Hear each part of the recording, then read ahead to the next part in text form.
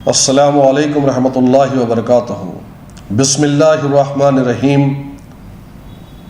چلتے ہیں دبے پاؤں کہ کوئی جاگ نہ جائے، غلامی کے اسیروں کی یہی خاص ادا ہے۔ ہوتی نہیں جو قوم حق بات پر یکجا، اس قوم کا حاکم ہی فقط اس کی سزا ہے۔ عزیزان ملت اسلامیہ، آج پورے ملک کے حالات آپ کی نظروں کے سامنے ہیں۔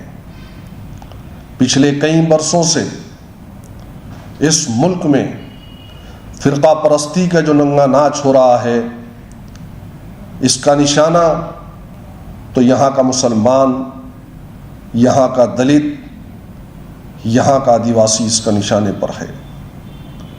ہندوستان کی تاریخ میں پچھلے 10 برسوں سے جو ننگا ناچ ہندوستان کی سڑکوں پر ہو رہا ہے، ہندوستان کی عبادت گاہوں میں ہو رہا ہے، آپ خود دیکھ رہے ہیں، اسے محسوس کر رہے ہیں، اور ہم صبر پہ صبر کر رہے ہیں۔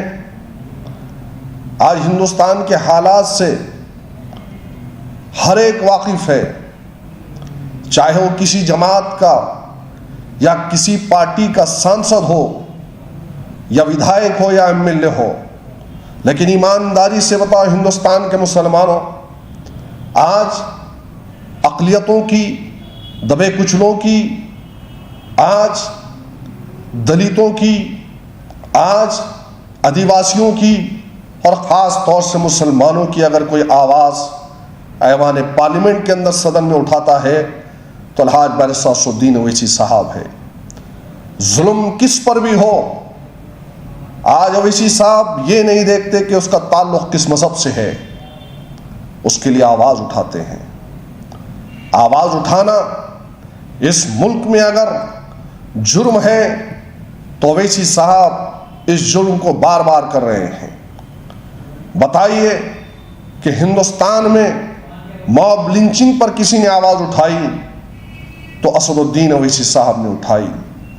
اس ملک میں دلتوں پر ظلم ہوا، اتیاچار ہوا، مہیلاؤں پر ننگا ناچ ہوا تو کون اس ملک میں آواز اٹھایا؟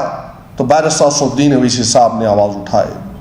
وہ آواز جو پچھڑوں کے لیے اٹھتی ہے، وہ آواز جو دلتوں اور آدیواسیوں کے لیے اٹھتی ہے، وہ آواز جو ملک کے سب سے بڑی اقلیت مسلمانوں کے لیے اٹھتی ہے، اس آواز کو دبانے کی کوشش کی جا رہی ہے، اس آواز کو ختم کرنے کی کوشش کی جا رہی ہے۔ جو NRC کے نام پر کالا قانون بنایا گیا تو صدن میں آواز بے باک طریقے سے کھڑے رہ کر اس بل کو پھاڑا گیا۔ وہ آواز جب دلتوں اور مسلمانوں کو ننگا کر راستوں پہ گائے کے نام پر مارا گیا تو صدن میں کھڑے رہ کر بے باک طریقے سے آواز اٹھی۔ وہ آواز جو کشمیر سے لے کے کنیا کماری تک مسلم مسائل پر آواز اٹھی، وہ آواز جب مسلم نیتاؤں کو، خواہ وہ کسی پارٹی کے ہو لیکن ان کو گولیوں سے بھون دیا گیا تو ان کے لیے صدن میں اٹھی۔ اس آواز کو آج ختم کرنے کے لیے، اس آواز کو دبانے کے لیے آج یہی حکومت وقت جو کرسیوں پر بیٹھے ہوئے ہیں وہ یہ سمجھ رہے ہیں کہ ہم اویسی کی آواز کو ختم کر دیں گے، دبا دیں گے۔ یاد رکھو، ایک خراج بھی اگر اسد الدین اویسی صاحب کے جسم پر آئے گی تو یاد رکھو ہندوستان کی تاریخ کا سب سے سیاہ اور کالا دن ہوگا۔ اب ہم سے برداشت نہیں ہوگا۔ وہ اس لیے برداشت نہیں ہوگا کیونکہ آج ہندوستان میں ہمارے لیے کوئی آواز اٹھتی ہے تو بارسٹر اسد الدین اویسی صاحب ہے، مجلس اتحاد المسلمین ہے، اور ہمارے اوپر ہونے والی تکالیف کی عکاسی ہے، وہ ہمارے درد کی ترجمانی ہے، وہ ہمارے اوپر ہو رہے مظالم کی آواز ہے وہ۔ اور اگر آج اس آواز کو دبانے کی تم لوگ کوشش کرو گے تو یاد رکھو اس ملک کے اندر سب سے سیاہ اور کالا دن ہوگا جس دن یہ قدم فرقہ پرست اٹھائیں گے۔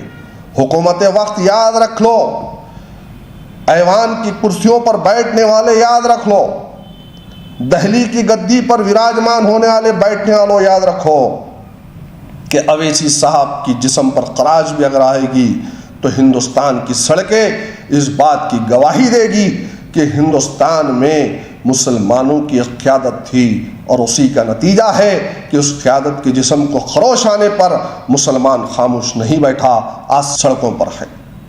تم کیا سمجھ رہے ہو؟ ارے آج تک ہم نے خاموشی اختیار کی، آج تک ہم خاموش رہے کیونکہ ہماری قیادت نے ہم کو سمجھایا کہ صبر کرو، صبر کرو، صبر کرو۔ لیکن اگر اسی قیادت کو تم ختم کرنے کی کوشش کرو گے، دھمکیاں دو گے، تو ہم نے چوڑیاں نہیں پہنی ہیں۔ یاد رکھو، مجلس اتحاد المسلمین ایک دائرے میں چلنا ہم کو اگر سکھاتی بھی ہے تو اس دائرے کو ہم توڑ بھی سکتے ہیں جب ہمارے قائدین کے اوپر حملہ ہوگا۔ دہلی کے اقتدار کی کرسیوں پر بیٹھنے والوں، کیا آسان سمجھ رہے ہو تم لوگ؟ ہم کو ختم کرنے کی کوشش کریں گے تو یاد رکھو پھر کوئی نہیں بچے گا۔ اگر ہماری آواز ختم ہو جائے گی تو پھر کوئی آواز چیخنے چلانے کے قابل ہم بھی نہیں چھوڑیں گے۔ یاد رکھو اس بات کو، لگے گی آگ تو آئیں گے کئی گھر زد میں، یہاں پر صرف ہمارا مکان تھوڑی ہے۔ ارے آج ہماری تکالیف کی عکاسی کرنے والی آواز، ہماری شریعت میں مداخلت ہوتی ہے تو آواز اٹھتی ہے، ہم کو مارا اور پیٹا جاتا ہے تو وہ آواز چیختی ہے، چلاتی ہے، ہم کو ختم کرنے کی جو کوشش کی جاتی ہے تو بے باک طریقے سے صدن میں آواز گونجتی ہے۔ فرقہ پرستوں، آر ایس ایس کے زرخرید غلاموں، بی جے پی کے زرخرید غلاموں، اے فرقہ پرستوں، اور حکومت وقت سے بھی کہنا چاہتا ہوں، یہ آوارے کتے جو اپنی آوارگی کا اظہار کر رہے ہیں، ان آوارے کتوں کو سنبھالو۔ جو اویسی صاحب کو فون کر رہے ہیں، دھمکیاں دے رہے ہیں، میسج کر رہے ہیں، دھمکا رہے ہیں، ارے ہم شہید ہونے کے لیے نہ کبھی سوچے تھے نہ سوچیں گے۔ ہم تو خوشی خوشی شہادت کو گلے لگائیں گے، لیکن یاد رکھو اگر ہم کو چھیڑو گے تو کسی کو ہم بھی نہیں چھوڑیں گے۔ ہم کو چھیڑنا نہیں، ورنہ ہم کسی کو چھوڑیں گے نہیں۔ بہت صبر ہو گیا ہے، ہمارے صبر کا پیمانہ بھر گیا ہے۔ آج حکومت سن لے کہ اگر ہم کو، ہمارے قائدین کو، ہمارے قائدین کے جسم پر ایک خروش بھی اگر آ جائے گی تو ہم سے یہ برداشت نہیں ہوگا، اور ہندوستان کی سڑکیں یہ بتا دے گی کہ اگر آج کچھ ہوا ہے تو آوارہ کتوں کی وجہ سے ایک قیادت کو ختم کرنے کی کوشش کی گئی تھی، اور اسی کا نتیجہ تھا۔ وہ کالا دن ہوگا ہندوستان کی تاریخ میں جس دن بارساس الدین اویسی صاحب کے جسم پر ایک خروش بھی آئے گی۔ وہ ہندوستان کی تاریخ کا سب سے سیاہ دن ہوگا، کیونکہ آج تک ہم نے بہت کچھ برداشت کیا۔ اس قیادت کو ختم کرنے والے سنو، اور میں ان سے بھی کہہ رہا ہوں، ان تمام سے کہہ رہا ہوں، مسلم رہنماؤں سے، کیا اعظم خان کے لیے آواز اٹھانا گناہ ہے؟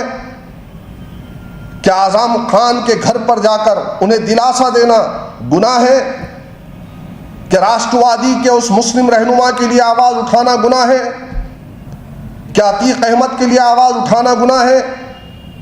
حالیہ دنوں میں مختار انصاری، مرحوم مختار انصاری صاحب کے گھر پر جا کر بارساس الدین اویسی صاحب نے انہیں پرسہ دیا، اور پرسہ دینے کے بعد سے فون چالو ہوتے ہیں۔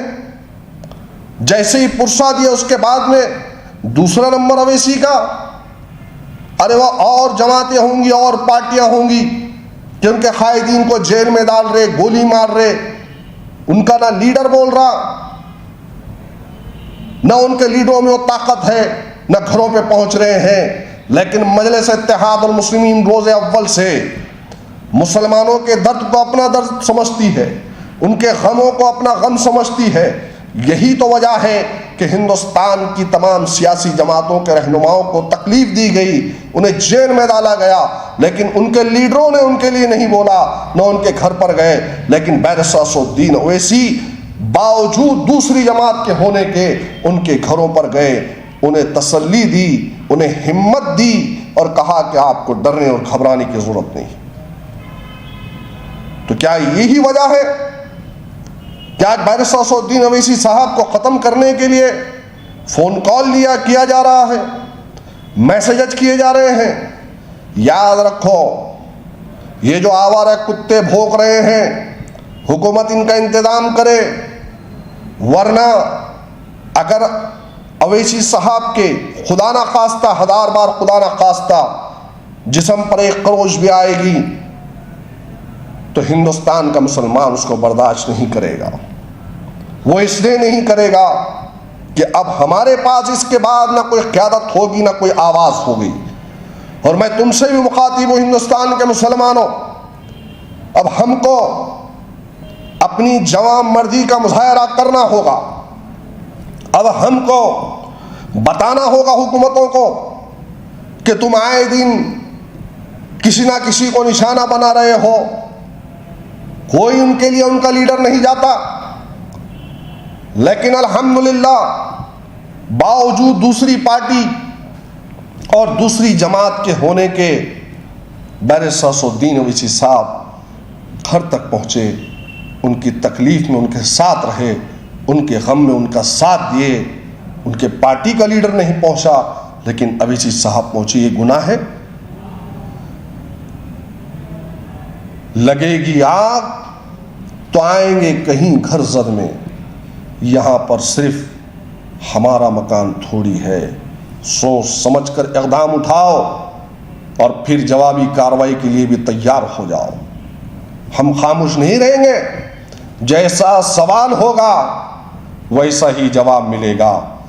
بات چیت سے اگر سوال ہوگا تو بات چیت سے جواب ہوگا، دوسری طریقے سے سوال ملے گا تو دوسری طریقے سے جواب بھی دیا جائے گا۔ ہم خاموش نہیں بیٹھے ہیں۔